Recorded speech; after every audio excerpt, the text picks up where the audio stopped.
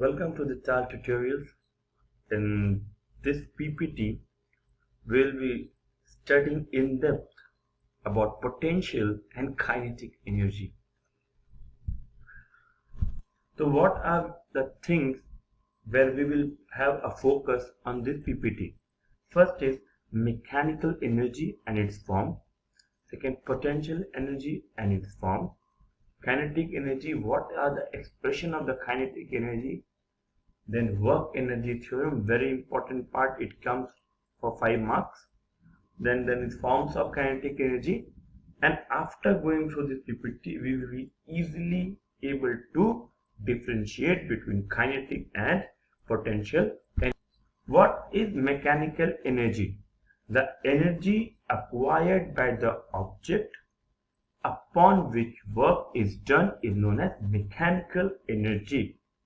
Mechanical energy is the energy that is possessed by an object due to its motion or due to its position. So mechanical energy can be of two types. First is kinetic energy when the body is in motion. Second is potential energy when body is not moving, it is at rest. So basically the total mechanical energy of a body is the sum of its potential energy and kinetic energy. As we have discussed in the last part, potential energy, the energy possessed by a body at rest due to its position or size or shape is known as potential energy.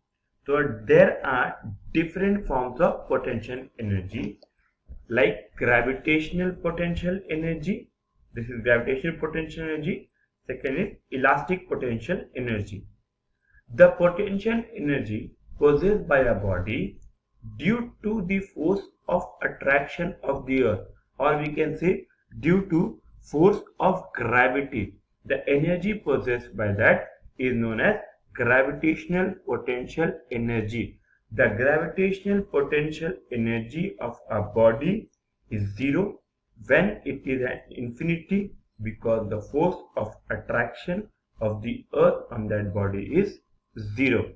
The gravitational potential energy of a body at a point is the amount of work done by the force of attraction of earth in bringing that body from infinity to that point. As the distance of the body from the surface of the from the earth increases, the force of attraction of the earth decreases. This happens as gravitational potential energy increases, and vice versa. The second part is elastic potential energy. The potential energy possessed by a body in the deformed state due to change in size and shape is known as elastic potential energy. The best thing, see, when an external force is applied on a non-rigid body, it gets deformed. It gets deformed due to its size and shape. On removal of the force, it goes back to its original form. This is due to property of elasticity. Thus, the potential energy possessed by a body in a deformed state due to change in its size and shape is known as elastic potential energy. In this PPT, we are thinking what is gravitational potential energy at height. It is nothing, that is W is equal to mgh. Thus, this work is stored in the body in the form of its gravitational potential energy when its distance or its height is h. So gravitational potential energy is always denoted by U, that is equal to mgh. What is kinetic energy? Kinetic energy is possessed by a body in motion. So the energy possessed by a body due to its state of motion, it is moving, that is known as kinetic energy. A best example, a fast moving stone has the capacity of breaking a window pane on striking it, and the energy which is used to break that window pane is kinetic energy. When we are using kinetic energy, the formula we use is K is equal to half mv square, where K is denoted as kinetic energy, m is mass, and v is velocity. So any doubt in this,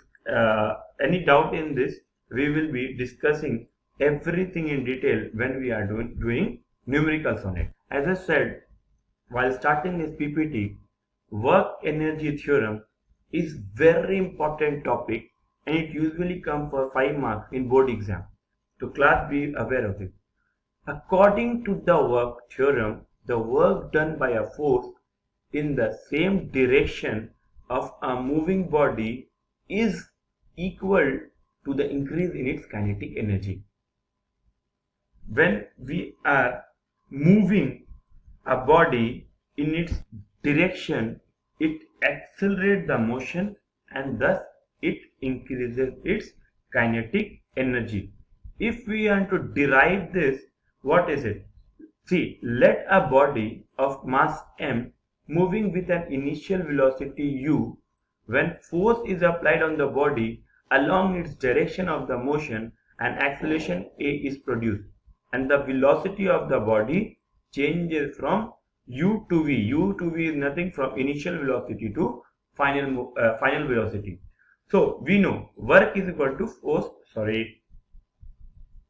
We know work is equal to force into displacement, or force into s.